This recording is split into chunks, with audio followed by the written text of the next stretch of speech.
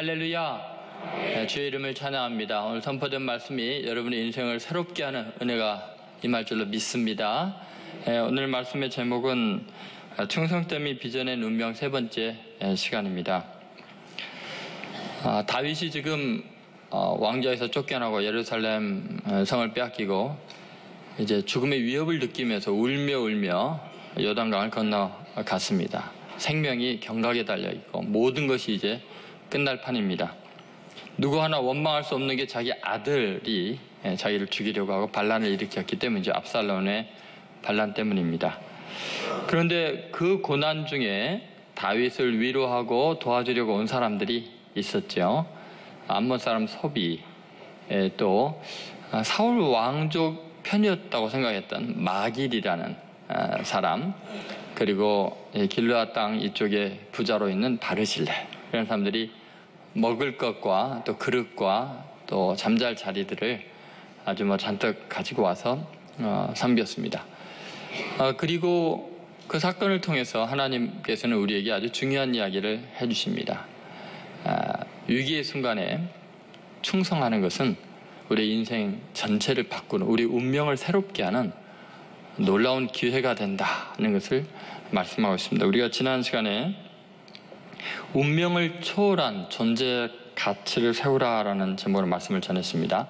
마길 같은 사람, 또 암몬 족속인 소비 같은 사람, 이런 사람들은 다윗 왕조하고는 정말 거리가 먼 사람들인데, 놀랍게도 다윗이 어려움을 겪을 때 그들이 다윗의 충신이고 다윗의 중심이 되는 아주 의지할 사람들인 것이 드러나게 되죠. 그러니까 자신의 운명을 완전히 옮겨놓는 것입니다. 하나님 나라의 중심으로 바꿔놓는 자신의 존재의 가치를 위기의 순간에 충성하면서 그렇게 세워나가는 걸 알 수 있지요.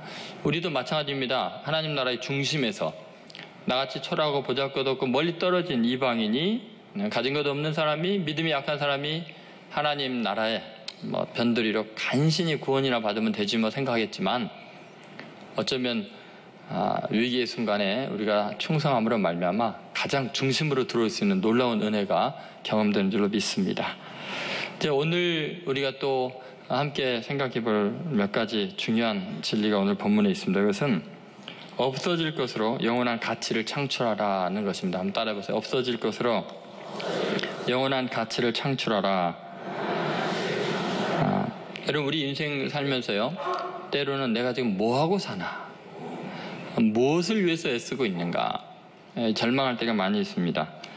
내 소유가 별 볼 일 없을 때도 힘들지만, 내 소유가 많아서 누군가에게 은혜를 베풀었는데 은혜 받은 사람들이 배은망덕할 때, 그때 그 상처나 고통이라는 것은 이루 말할 수가 없습니다. 인생 살아가면서 여러분은 누구나 다 경험하게 됩니다. 나 딴에는 최선을 다했는데 어떻게 나를 이렇게 무시할 수 있을까, 이런 고통들이 있죠.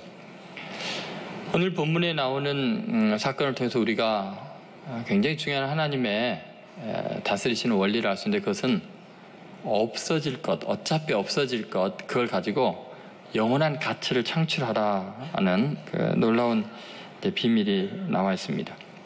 여러분, 제가 그 중학교 때인지 아마 고등학교 때인지 잘 기억이 안 납니다만, 추사 김정희의 세한도를 교과서에서 그림을 처음 봤어요. 근데 그 교과서에 나올 만큼 멋진 그림인가, 대작인가, 저는 그거를 이해를 못했어요. 한번 여러분 세한도 보신 적이 있죠? 한번 보세요. 어때요? 어마어마한 그림입니까? 여러분, 보통 이 소나무를 그리면요, 이게 가지가 휘어져 있고 기가 막힌 기이한 형상을 나타내고 멋진 소나무들을 그리잖아요. 근데 여기 있는 소나무는 저 지금 산에 산불이 나다가 타다 남은 그림들인가 그런 생각이 들 정도고, 저기 집은 보세요. 정말 선이나 찍찍 그어놓은 스케치 하다가 말았나 이 정도인데, 이 세한도가요, 가격을 아직 못 매기고 있습니다. 이 세한도를 국가가 사기 위해서 부르는 대로 주겠다는데도 값을 안 매깁니다. 개인 소장으로 있죠. 일본으로 이것이 이제 일본 미술 수집가가 일제 시대 때 가지고 가버렸죠. 그걸 다시 가지고 돌아올 때도 부르는 대로 주겠다고 했는데 그 일본 소장한 그 사람이 이것은 값을 매길 수 있는 게 아닙니다. 정말 간절히 원하는 그 사람을 보고서 그냥 줬어요. 이건 값을 매길 수 없는 작품입니다. 근데 여러분 보면 값이 없어 보이긴 하잖아요. 근데 도대체 이게 값을 못 매기는 이유가 뭘까? 저는 도대체 이해가 안 갔어요. 어렸을 때. 근데 왜 그럴까요? 물론 이제 추사 김정희의 그 발췌문이 쭉 써져 있습니다만 이 크기가 25cm, 약 70cm. 그렇게 크지도 않잖아요. 왜 그런가? 여기에 스토리가 있기 때문입니다. 여기 사연이 있기 때문에. 그 사연을 알고 나면 이 그림이 얼마나 큰 무게로 다가오는지 모릅니다. 추사 김정희가 1844년에 제주도를 귀향을 갑니다. 우리나라에서는요, 너무 뛰어나고 훌륭하면 쫓겨갑니다. 귀향 갑니다. 그러니까 좀 적당히 뛰어나야 돼. 추사 김정희는 워낙 천재적인 사람이고 워낙 뛰어난 사람이죠. 집안도 굉장한 권력 세도가 집안입니다. 한순간에 1800년대 제주도를 귀향 가면 그건 끝난 겁니다. 59세 나이였어요. 무슨 희망이 있겠어요. 그런데 가장 힘들고 어려운 것 중에 하나가 공부하는 사람이, 연구하는 사람이 그 제주도에 책을 구할 수가 없는 거예요.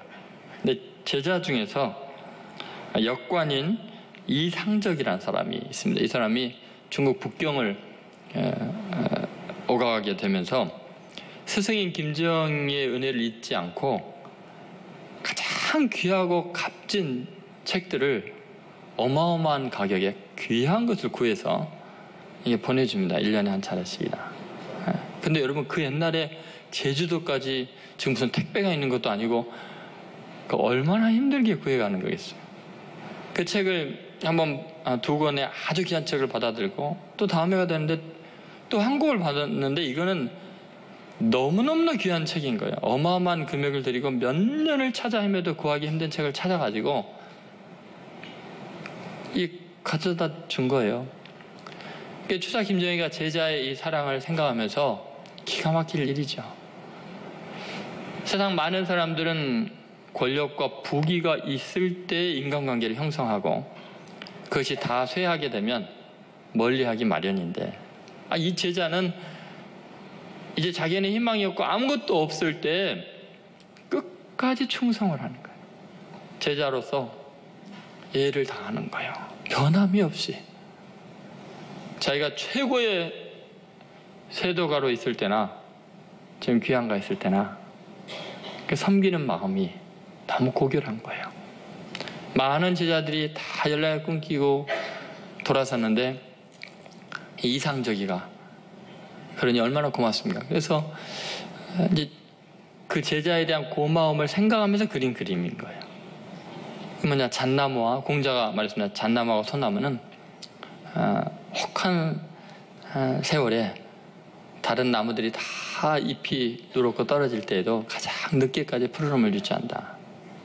그런 거를 이제 발췌문에 이렇게 쓰면서 내가 이제 아무 희망이 없었는데 모든 권세를 잃어버리고 이제 쭈글쭈글한 노인으로 희망이 없는데 넌 어떻게 세상 사람들이 가는 길과 다르게 이러한 나를 끝까지 귀하게 하겠느냐. 그러면서 그 제자의 사랑을 생각하면서 그 소나무를 그린 거죠. 아마 그 은막집 같은 거는 그 귀향가 있는 그 집이 아니었을까 하는 생각이 들기도 합니다.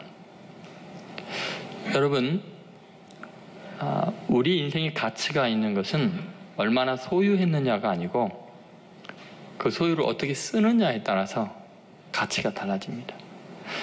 한 폭의 작은 문인화가 국가도 살 수 없을 만큼 귀한 가치를 지니고 값을 매길 수 없는 것은 거기에 충성이 있기 때문이에요. 인간의 사랑이 있고 의리가 있기 때문에 그 작품이 가치가 있고 고결한 거죠. 여러분, 오늘 본문에 나오는 성경에 기록된 이 모습을 보면 참 우리가 어이가 없을 정도로 가치 없는 것들을 기록한 것 같습니다. 자, 28절, 29절을 한번 보시죠. 28절, 29절 같이 읽겠습니다. 침상과 대야와 질그릇과 밀과 보리와 밀가루와 볶은 곡식과 콩과 팥과 볶은 녹두와 꿀과 버터와 양과 치즈를 가져다가 다윗과 그와 함께한 백성에게 먹게 하였으니 이는 그들 생각에 백성이 들에서 시장하고 고나고 목마르겠다 함이더라. 여러분, 조금 전에 우리가 읽었던 그 물품들을 한번 생각해 보세요. 침대, 대야, 이런 것들이. 지금 성전에 있는 금그릇, 은그릇을 이야기하지 않잖아요. 질그릇. 그럼 굉장한 소고기와 이런 걸 기록하는 것도 아니고, 밀과 보리와 밀가루와 볶음국시, 콩, 팥, 녹, 아니 이런 걸 갖다 지금 성경에 기록을 해야 됩니까? 세상에 흔하디 흔한, 그냥 먹고 버리거나 썩어버리고 좀 먹어서 없어질 것들이에요. 어차피 없어질 것들이에요. 영원한 것 하나도 없어요. 그런데 여러분, 성경이 이게 무슨 의미가 있다고 이걸 기록을 해놨을까요? 하나하나. 여기에는 스토리가 있으니까요. 사랑이 있고요. 충성이 있으니까요. 다윗이 왕으로 있을 때 이거 바쳤으면 혼났을지 몰라요. 너 나를 개될 줄 아느냐? 그럴 수도 있어요.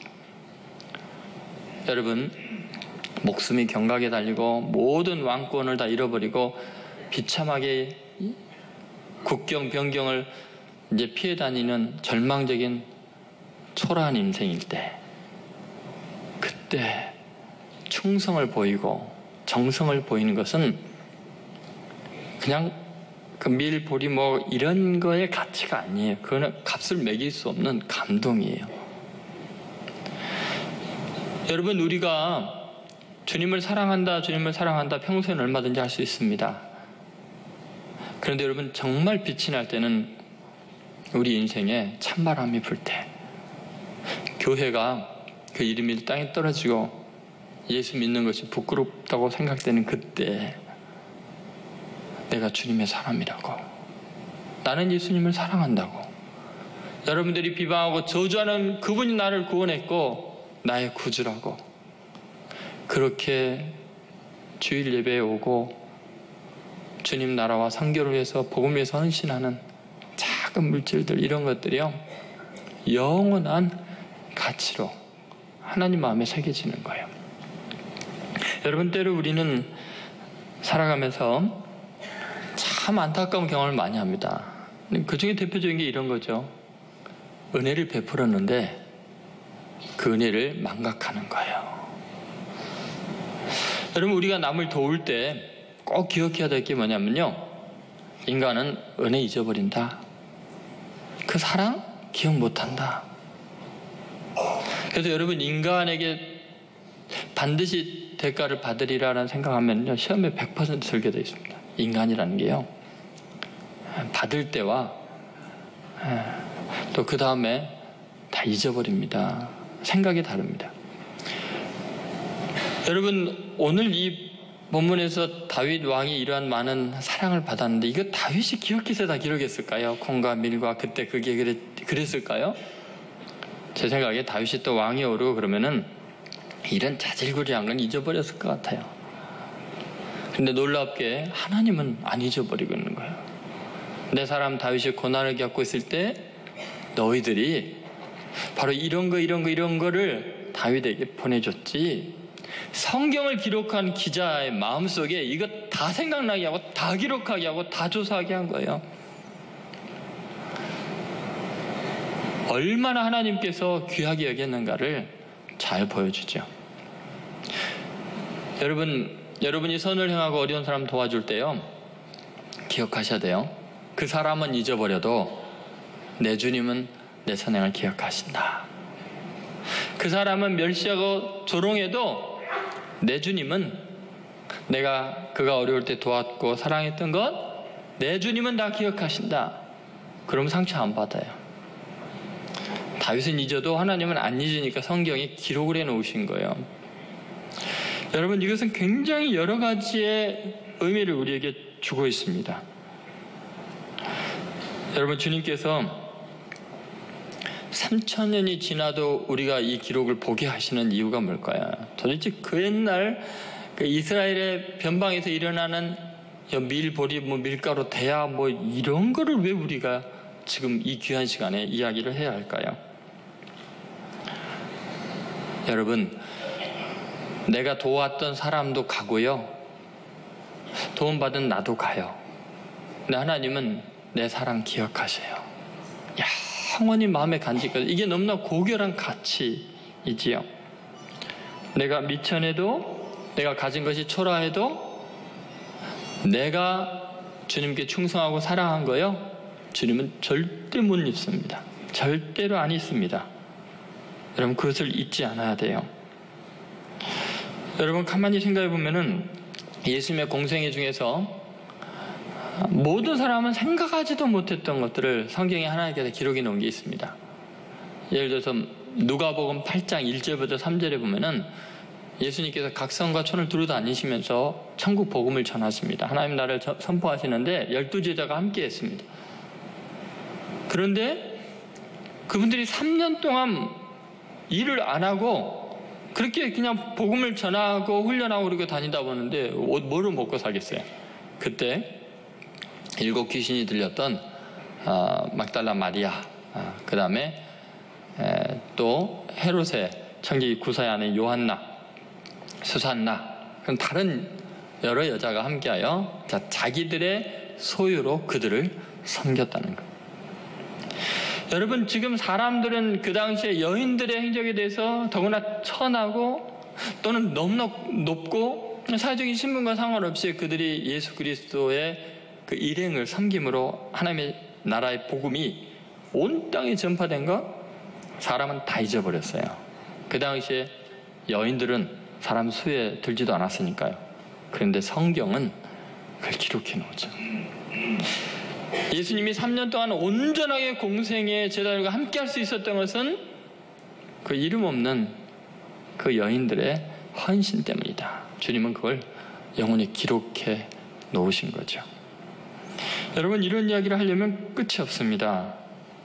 아리마대 사람 부자 요셉, 그리고 니고데모, 예수님의 시신을 가져다가 당돌이 장사 지내기 위해서 그들이 치료해야 됐던 사회적인 모든 기득권의 포기, 얼마나 그들의 앞길이 험난했겠습니까?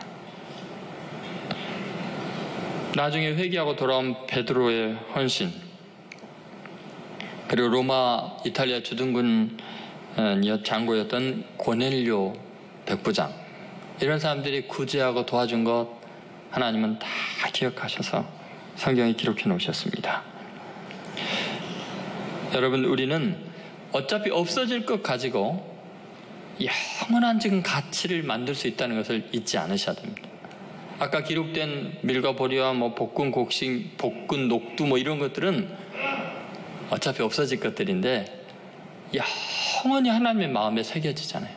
영원한 가치를 지니게 되죠. 그러니까 여러분, 중요한 것은 오늘 내가 무엇을 소유하고 있느냐, 그것의 많고 적음이 아니고 내가 그 어차피 없어질 것을 가지고 어떻게 영원한 가치를 창출할 수 있느냐의 문제인데, 그것은 가장 어렵고 고난당하는 사람들을 위해서 베푸는 것은 콩 한 쪽도 하나님이 잊어버리지 않아요. 다 갚아주십니다. 여러분, 우리가 이 원리를 성경에서 굉장히 중요한 원칙으로 하나님께서 강조하는 것을 찾아볼 수 있습니다. 마태복음 25장 40절에 보면 이렇게 나와 있습니다. 같이 읽겠습니다.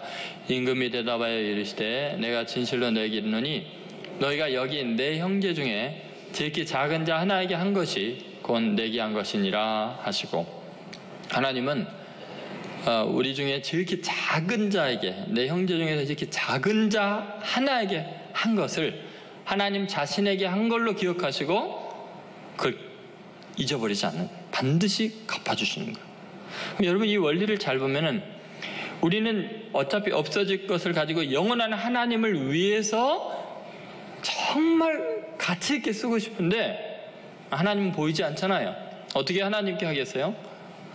우리 형제 중에서, 우리의 가족 중에서, 우리 교우 중에서, 우리의 이웃 중에서, 또 세계 곳곳에 있는 사람 중에 가장 작은 자에게, 어차피 내가 먹어버리거나 차를 타거나 또는 입거나 이런 걸로 없어질 그것들을 전략해서 그것들로 그 작은 자들을 섬기는 것이 영원하신 하나님께 행하는 것, 영원한 가치 있는 위대한 것이 될 수 있는 거예요. 지금 다윗이 가장 가장 비천한 자리에 있을 때이기 때문에 하나님이 이걸 귀하게 여기시는 거죠.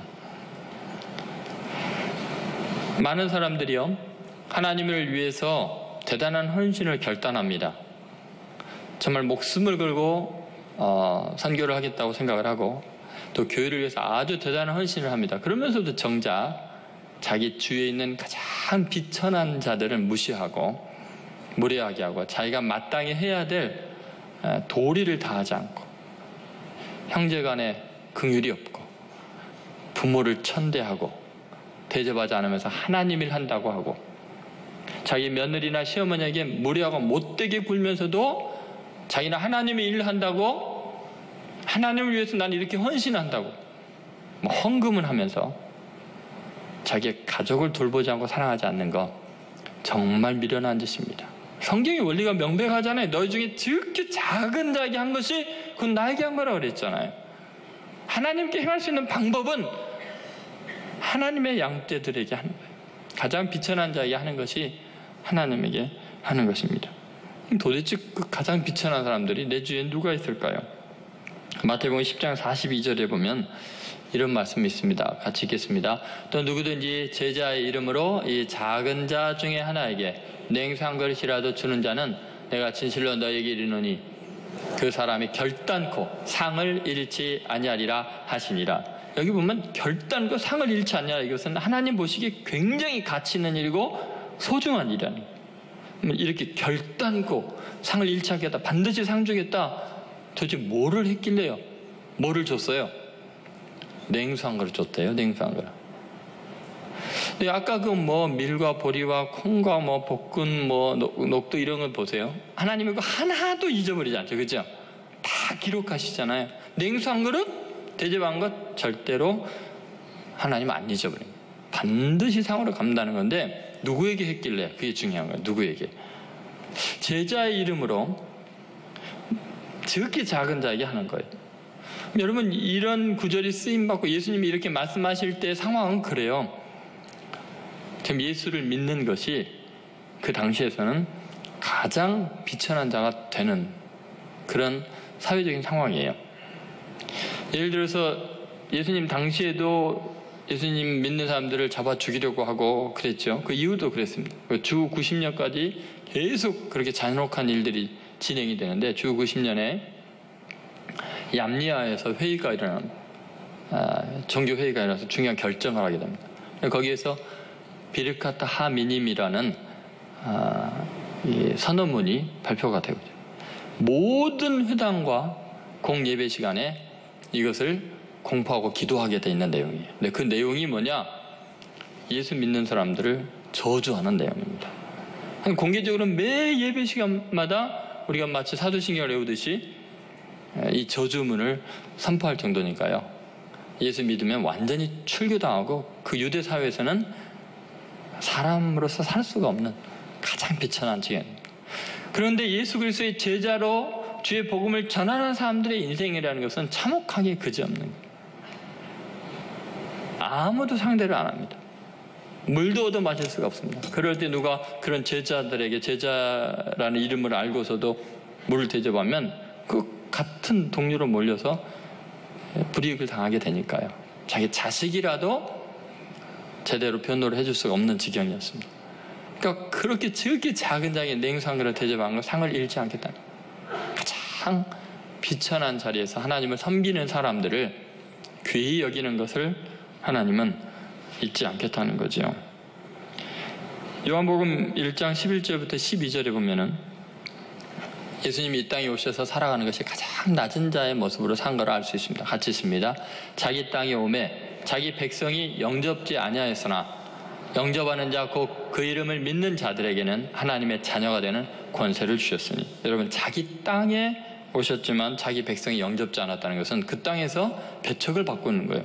아니, 자기 땅에서 버림을 받고 쫓겨나고 사람 대접 못 받으면 어디서 살아요? 살 수가 없는 거예요. 그렇게 가장 천한 자의 모습으로 사신 것이 예수님의 인생이었습니다. 내내 어떻게 하면 죽일까 주위 사람들이 의논하는 삶이었습니다. 그분을 영접하면 그 마음으로 받아들이는 그 따뜻한 마음을 하나님은 영원한 상으로 갚아주시는데 하나님의 자녀가 되는 영생의 선물을 허락해 준다는 거죠. 어차피 일생 잠깐 살다가 고난당하고 욕먹고 죽임당하지만 그 예수님을 영접한 것 때문에 영생의 존재가 되는 거예요. 지금 교회가 욕을 먹고 교회 가는 게 부끄러운 것 같고 신앙인으로 나타내는 것이 힘든 것 같지만 이때야말로 예수님을 내가 영접한 사람이고 내가 예수님을 얼마나 사랑하는지 보여줄 수 있는 기회죠. 하나님은 반드시 영생으로 보답해 줄 줄로 믿습니다. 여러분, 우리는 잊지 않아야 됩니다. 어차피 없어질 것들이에요. 여러분이 지금 누리고 있고 가지고 있고 쌓아놓은 것 하나도 100년 후 여러분이 누릴 수 있을 것 같아요? 천국에 가져갈 수 있는 것이 뭐가 있을 것 같습니까? 없습니다. 그것들로 영원한 가치를 쌓아야 돼요. 위기의 순간에 다윗이 쫓겨날 때 그를 도운 이들을 하나님이 일일이 기억하였다는 것을 잊어서는 안 됩니다. 하물며 여러분, 그리스도의 십자가의 보혈의 은혜를 잊어서야 되겠습니까? 하나님은 우리의 작은 거, 콩조각 몇 개 대야 이런 것도 기억하시는데 하나님은 자기의 가장 소중한 외아들을 가장 비참한 우리들을 위해서 희생을 했고 보배로운 피를 흘렸고 죽음을 맛보게 했습니다. 멸시와 조롱을 당하게 했습니다. 그것 잊으면 사람이 아니죠. 그리스도의 십자가, 거기에 나타난 하나님의 엄청난 사랑을 우리가 평가절하한다면 그것은 정말 큰 오산입니다. 여러분, 우리는 그 십자가의 사랑 값으로 비교할 수 없는 거예요. 나 같은 죄인 천한 나를 위해서 자기의 살과 피를 내어주신 그 주님의 은혜를 영원히 기념하는 성도들 되시기를 주의 이름으로 소원합니다. 이제 세 번째는 주인의 운명에 동참하라는 것입니다. 여러분, 충성스러운 삶이 주는 놀라운 은혜는 충성한 그 대상과 동일한 대우를 받고 동일한 가치를 인정받는 운명이 된다는 거죠. 자, 여러분은 어때요? 인생 살면서 여러분 자신이 가치 있는 존재라고 생각되십니까? 특히 요즘에는 서로 비교의식이 가득한 때 정말 잘 나가는 사람들, 힘 있는 사람들, 그런 사람들과 비교하면 내가 아무리 노력해도 내 가치를 인정받지 못할 것 같아요. 나는 너무나 가진 것이 없고 내세울 것이 없고. 그런데 오늘 본문에 보면 놀라운 이야기가 펼쳐집니다. 우리의 소유와 상관없이, 우리의 태생과도 상관없이 우리가 가장 귀히 여기는 주님과 우리가 동일한 대우를 받는, 동일한 가치를 지니게 되는 어마어마한 이야기가 펼쳐집니다. 여러분, 우리는 충성한 대상과 우리의 운명이 같아질 거라는 사실을 잊지 않아야 돼요. 예를 들면 아히도벨이라는 최고의 모략가는 그 당시에 반란군인 압살롬에게 충성을 했습니다. 그 결과 자결할 수밖에 없었어요. 압살롬도 비참하게 죽임을 당하고요. 그러나 지금 다윗이 고난을 당하고 쫓겨갈 때 쫓겨가는 왕이지만 거기에 진리가 있고 거기에 하나님의 뜻이 있다고 생각해서 다윗을 끝까지 따라가기 위해서 예루살렘에 있는 모든 재산을 다 포기하고 권력도 포기하고 안락한 사람들 다 포기하고 다윗과 함께 광야로 눈물을 흘리면서 죽음의 길을 같이 따라간 그들은 다윗에게 하나님께서 인정하는 것과 똑같은 고결함을 누리게 하고 맛보게 해줍니다. 고난도 함께 당하지만 영광도 함께 누리게 합니다. 그 내용이 오늘 28절 29절에 있는 겁니다. 자, 다시 한번 읽어보시죠. 침상과 대야와 질그릇과 밀과 보리와 밀가루와 볶은 곡식과 콩과 팥과 볶은 녹두와 꿀과 버터와 양과 치즈를 가져다가 다윗과 그와 함께한 백성에게 먹게 하였으니 이는 그들 생각에 백성이 들에서 시장하고 고나고 목마르겠다 함이더라. 여러분, 이것들을 지금 가져다 준 사람들은 암몬 사람 소비라는 사람입니다. 그리고 사울 왕가 측에 속했던 마길이라는 사람이에요. 그리고 길르앗 땅에 요단 건너 동편에 멀리 살고 있는 바르실레라는 사람이, 이들과 지금 다윗과 함께하는 예루살렘에서 다윗의 최측근이었던 이 사람들과는 피도 하나 안 섞이고요, 이권 개입도 없었고요, 친분도 없습니다. 놀랍게도요, 그들이 다윗과 함께 고난당하고 그와 함께 같이 가는 사람들을 다윗과 똑같은 심정으로 귀하게 여겨집니다. 그래서 여러분 29절에 다윗과 그와 함께한 백성들을 먹게 하는데, 자, 이는 그들 생각에, 자, 그들이 누구를 생각하고 있어요? 그렇게 공양하는 그들이 누구를 생각하고, 이는 그들 생각에 백성이 들에서 시장하고 고나고 목마르겠다 함이라. 다윗만 생각하는 게 아니에요. 다윗에게 충성하는 그들을 지금 다윗처럼 걱정하고 배려하고 귀하게 여기고 있는 거죠. 여러분, 우리가 주님에게 충성하면 주님의 즐거움에 참여하게 됩니다. 주님과 동일한 가치로 인정을 받고 귀하게 여기는 그런 놀라운 은혜를 경험합니다. 그러니까 지금 내가 많이 가진 사람이냐, 권력이 있는 사람이냐, 유명한 사람이냐의 문제가 아니에요. 내가 주님과 함께 한다면, 내가 주님을 사랑한다면, 주님께 충성을 다한다면, 주님과 동행한다면 주님과 똑같은 대우를 받게 됩니다. 얼마나 놀라운 이야기인가 한번 생각해 보십시오. 여러분, 성경은 이 원리를 계속해서 이야기를 하고 특히 예수님이 이걸 강조하십니다. 우리의 삶이 위대해지는 비결을 말씀하기도 합니다. 마태복음 25장 21절을 보시죠. 같이 읽겠습니다. 그 주인이 이르되 잘하였도다 착하고 충성된 종아, 내가 작은 일에 충성하였음에 내가 많은 것을 내게 맡기리니 내 주인의 즐거움에 참여할지어다 하고, 여기 보면 끝에 뭐라고 나왔어요? 내 주인의 즐거움에 참여할지어다. 여러분, 이 착하고 충성된 종, 주인에게 충성을 다하는 사람은 그 주인의 즐거움에 참여할 줄로 믿습니다. 이런 기록이 되는 게 지금부터 2000년 전이에요. 로마 시대예요. 이런 노예와 주인은 하늘과 땅이에요. 그 주인이 고관들이 즐기는 즐거움과 노예들의 삶은 도저히 오버랩될 수가 없어요. 노예는 그 주인의 즐거움을 절대로 누릴 수가 없습니다. 그걸 위해서 희생을 당하겠죠. 그러나 하나님의 나라는 자기가 충성한 주인하고 종하고 동일하게 참여하는 거예요. 여러분이 믿지 않는 회사의 회장님을 위해서 밑에서 운전을 하건 아니면 굳은 일을 하건 수위로 일하건 간에 상관없다는 거예요. 정말 충성을 다하면 하나님이 보시기에는 그 회장이나 그 회장을 섬기는 충성하는 그 굳은 일하는 작은 사람이나 동일한 즐거움을 누리게 한다. 동일한 가치로 여긴다는 거예요. 여러분 믿습니까? 이 원리가 얼마나 계속되나 보세요. 작은 일에 충성하면 큰 일을 맡기겠다는 거. 왜 작은 일이 될까요?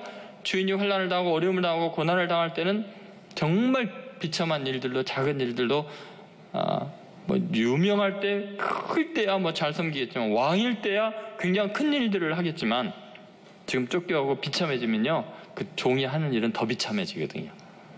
작은 일에 충성하면 나중에 큰 일을 맡기는 거예요. 여러분, 이 원리가 계속해서 나옵니다.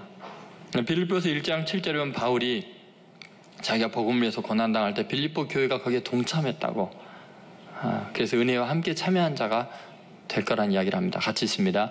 내가 너희 무리를 위하여 이와 같이 생각하는 것이 마땅하니 이는 너희가 내 마음에 있음이며 나의 매임과 복음을 변명함과 확정함에 너희가 다 나와 함께 은혜에 참여한 자가 됩니다. 빌립보 교인들이 다 사도들은 아니잖아요.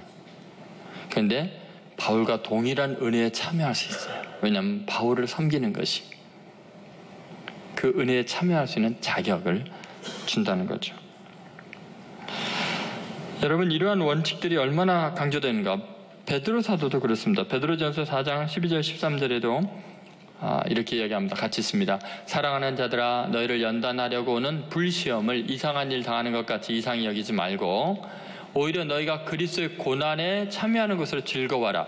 이는 그의 영광을 나타내실 때 너희로 즐거워하고 기뻐하게 하려 함이라. 고난에 참여하면 즐거워하고 기뻐하는 그 영광에 참여하는 은혜를 허락합니다. 결국은 충성된 종은 하나님 앞에서 주인과 동일한 대우를 받습니다. 여러분 믿습니까? 우리는 종이 되는 것은 인생 실패라고 생각하고 주인이 되는 것이 이 땅에서 성공이라고 생각하고 하나님께 복 받는 거라고 생각하는데, 하나님은 그거 아니다. 주인은 주인대로, 종은 종대로 얼마나 충성하느냐가 그 사람의 가치를 다르게 한다. 그것이 이제 영혼을 결정하는 것입니다. 여러분, 이게 얼마나 중요한가? 마태복음 10장 40절에 보면은 이렇게 되어 있습니다. 10장 40절 먼저 읽어보겠습니다. 너희를 영접하는 자는 나를 영접하는 것이요, 나를 영접하는 자는 나를 보내신 이를 영접하는 것이니라. 여기 보면은, 자, 너희는 제자들이죠. 그 당시 가장 비천한 인간들이요. 그들에게 사랑을 대하고 어렵고 고난당할 때 냉소 대접하고 이런 것이 누구를 영접하는 거예요? 예수님을 영접하는 거예요. 예수님을 영접하는 자는 누구를 영접하는 거예요? 하나님을 영접하는 거예요.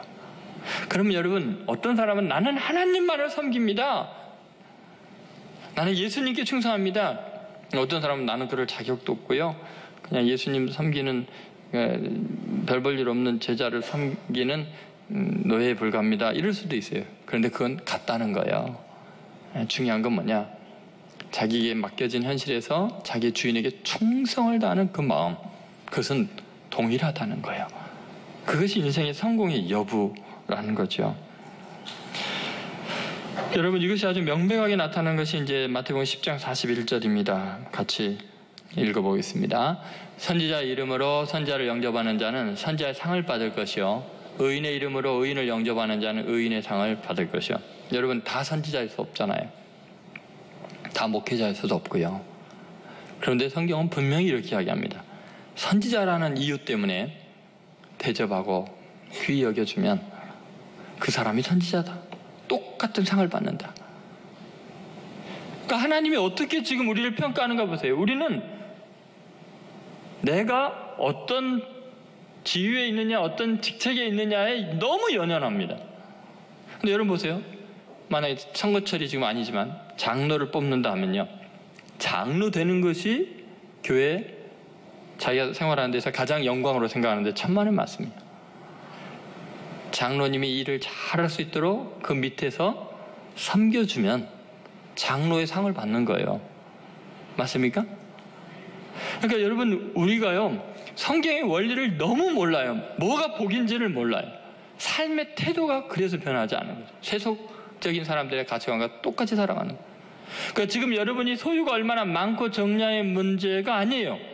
중요한 건 여러분이 진짜 맡겨진 작은 일에 충성하고 옆에 있는 사람들을 귀히 여기고 가족과 내 형제들을 주님처럼 섬기면 그것이 선지자의 상을 받는 거고요.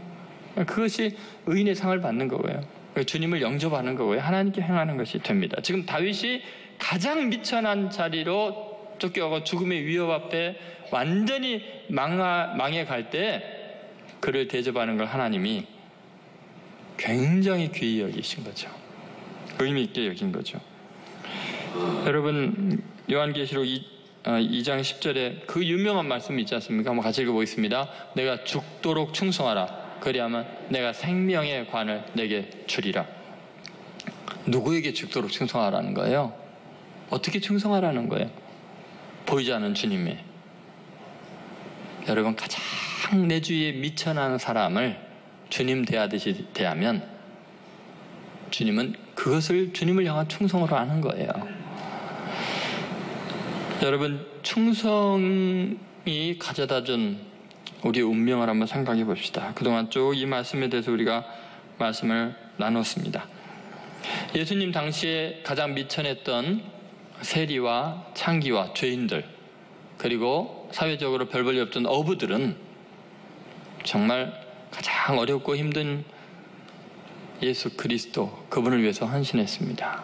그리고 그들은 영원토록 이름이 빛나는 하나님의 상급을 받았습니다. 여러분, 우리는 그들과 마찬가지로 세상에서는 뛰어나지 못할 수도 있습니다. 예수님 같은 능력도 없고 예수님 같은 인품도 되지 못합니다. 그런데 내가 지금 만나고 있는 하나님의 사람들, 하나님이 불쌍히 여기는 가장 비천한 사람들, 작은 사람들, 그들을 주님처럼 섬기는 거예요. 내가 가진 물질을 가지고 어차피 없어질 거거든요. 어차피 뭐가 없어지든 잃어버리든 썩어지든 어차피 없어질 것 가지고 영원한 가치를 만들 수 있는 거예요. 가장 미천한 자에게 행한 것이 가장 거룩하신 주님에게 행하는 것이 된다는 거예요. 그래서 신앙은 주위를 변화시켜요. 신앙인은 자기가 있는 직장에 주위에 있는 사람들에게 놀라운 감동을 주고 그들이 마치 하나님이나 되는 것처럼 존귀해지는 느낌을 갖는 거예요. 그리고 신앙의 힘은 아무리 세상에서 실패한 것 같고 밑바닥 인생인 것 같아도 가장 거룩하고 존귀하고 자신감 있고 확신에 차서 살아갈 수 있는 거예요. 여러분, 더 이상 세상적인 가치로 여러분의 운명을 비관적으로 보지 마십시오. 지금 여러분이 어떤 모습이든 그 자리에서 가장 고결해질 수 있어요. 작은 일에 충성하고 주님께 영광을 돌려드리십시오. 이 민족이 지금 너무 허황된 꿈들에 사로잡혀 있습니다. 정말 소중한 가치들을 잃어버리고 있습니다. 다시 복음으로 변화되어야 됩니다. 이제 내일부터 이제 주위에 어렵고 힘든 사람, 또 여러분의 상관들 만날 텐데, 영원한 가치를 창출할 대상으로 알고 기회로 알고 충성하시고 사랑하시고 귀히 여기셔서 하나님께 칭찬받는 여러분들 되시기를 주의 이름으로 소원합니다.